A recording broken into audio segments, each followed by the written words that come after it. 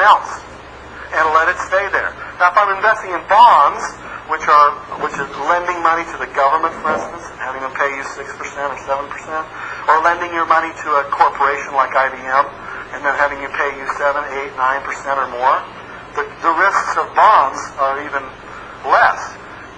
Putting your money out within 1 year is 19%. Within a 5-year period of time, it's 4% chance you'd lose money. 10-year period of time, 0 chance you'd lose money. 25-year time, 0 chance you're going to lose money. So the real secret is long-term, get it in, forget about it, and that makes the difference between the amateur investor and an investor who really does extremely well in the stock market. So let's look at our rules then again. No matter whether you're a pro with this or you know nothing about this, suppose your kids are selecting it. Make it that simple. The rules are basically the same. You have the consistency. Every month, it's dollar cost averaging. Number 4, don't blank blank unless you have a strategy for blank blank. In other words, don't get in unless you have a strategy for getting out. What's your strategy for getting out? Don't. What's Warren Buffett's favorite holding period by his own quote? Forever. That he buys them and he just sticks with them forever. That's his favorite holding period. He makes the right decision, buys a company with solid market dominance like Coca-Cola, Gillette, some of these companies like that, and he just never lets them go. He keeps buying more and more of them because he knows over the long haul, big companies with solid dominances can't lose. So don't get in unless you're planning on getting out. Just don't start, because the chances of you losing money in 1 year are real high. Okay, number 5, blank your money over several different investment classes. Yeah, this is called allocate. Allocate your money over several investment classes. You should, all of you, should have 3 kinds of investments. Each of you should have some stocks, most likely in mutual funds. Each of you should have some bonds, a bond where you're lending money to somebody, most likely in mutual funds. And each of you should have cash investments, just where you put your cash to park it for a period of time. Places to park your cash. The older you are, the more you should have in bonds. The younger you are, the more you should have in stock. If you're getting to be in your 50s or your 60s, you should be shifting towards bonds. And that's what this newspaper article that somebody put on my desk here just a second ago, that's basically what it's going to tell you. It's where you allocate your money. Therefore, if you're under 40, you should probably have 50% or more of your money into mutual funds. If you're over 40, you should be shifting that percentage where more and more of it goes into bonds. Well, how do I pick bonds, and how do I know? I open up a newspaper and I got lists of thousands of different mutual funds to pick from. How do I pick one? How do I pick one that has stocks and one that has bonds in it and some that are money market funds? Where do I go to pick that out? How do I do it? How did you make your decision? Who told you where to put your money? Yeah, you watch certain funds, okay? You picked the biggest, all right? So she picked big. Probably went with Magellan, huh? So you went with Fidelity, which is Magellan, all right? Good. So I got some money in Fidelity too. Yeah, where did you put yours? How did you? Higher, medium, or low risks. You go in the newspaper and there's thousands of them, and they'll say high growth mutual fund, aggressive growth fund. You'll have all these words. I mean, how the heck do you know the difference between bonds? Where do you go for these answers? Well, how do I get the track record? Okay, we go to Money Magazine. They go to the library. Okay, go to Newsweek. All of them have various different reports. Here's one from U.S. News and World Report here a couple of years ago. Best mutual funds. You could get any magazine on your newsstand and they'll rank them in order of importance. There are a couple of things that you probably want to watch for, and one would be how much does it cost to get in. And a lot of them will have a minimum of $2,500. How much do I have to invest every single month? Some will have, minimums of $1,000, every time you buy. Well, obviously that's going to knock most of us in this room out. I don't want to put $2,500 every time I buy a mutual fund. I want to have the cheapest one I can get. I also want to have one that has very, very low minimums. So I can buy for $50 or $100. Or any funds that come to your top of your head that you've heard that are advertised that way, you can get in for $50. Anybody? Yes, back here? Capital? Okay. Templeton. Yeah, Templeton I can get in for that low of money. Any other funds that come to the top of your mind? Investors? I'm not trying to point out to you which ones you should or shouldn't buy. What I'm trying to cause you to be aware of is how are you going to make that decision? I think Janice can get in for $50 and invest every month for $50. There's a list that I can get on what I call no-load funds and load funds. Okay? So make that quick decision. What's his best? Load funds or no-load funds? When I compare the actual returns from a group of people that are load funds, that means they pay commissions. You have to pay commissions. Every time you put $100 in, they're going to take out $4 or $5 for commissions every time you invest. That's a commission you got to pay. Versus no load funds, where every time I buy $100 goes right into the stock. You get 100% of it.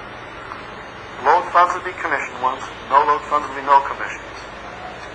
If you look at the results over a 5-year period of time, for instance, which one of those wins the race? The load funds or the no load funds? They're about even. About the same. About the same.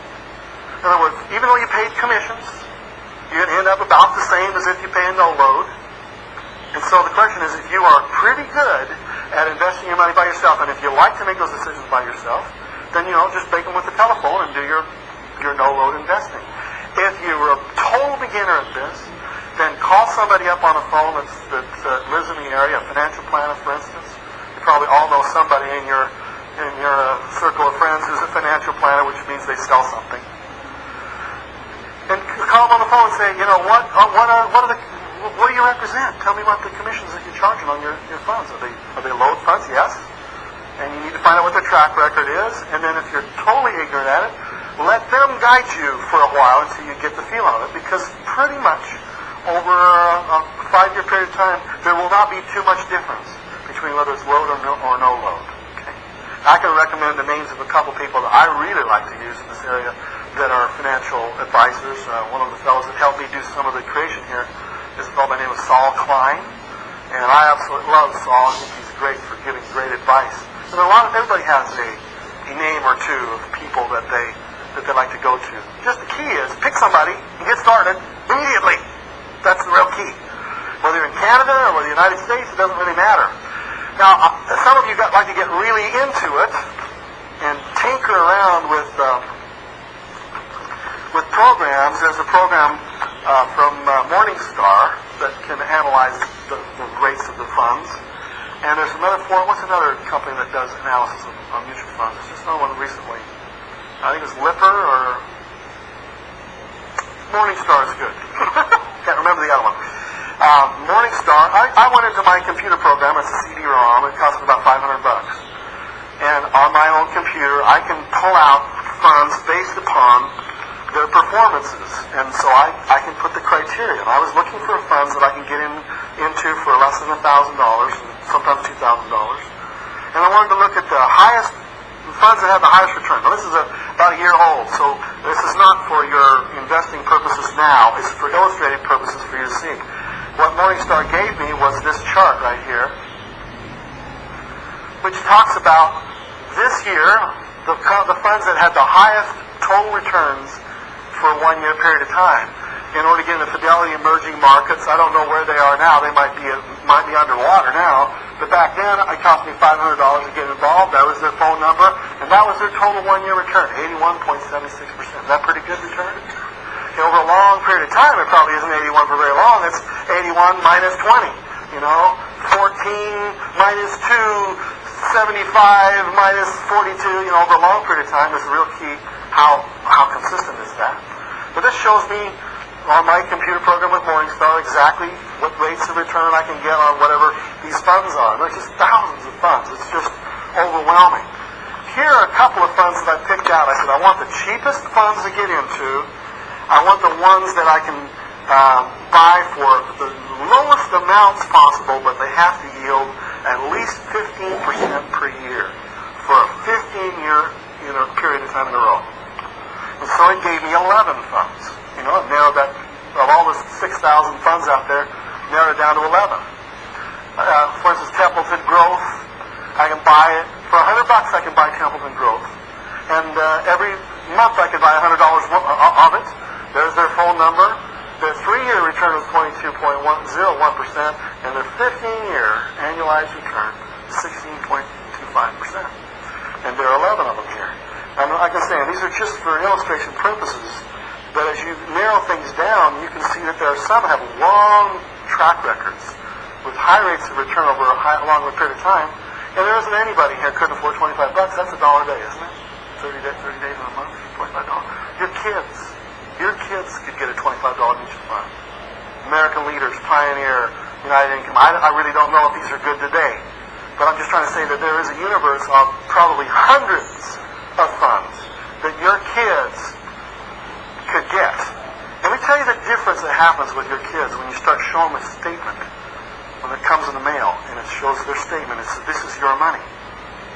That money that we take out of your allowance every week and we put it into your mutual funds, here it is. These kids start really catching on after a while. And you're driving down the road and you just got the mail and there's their statement in there. And it's got their name on it. And they open it up and it shows thousands and thousands of dollars in it because of the decisions that we've made together. Not only their mutual funds, but which specific stocks to buy.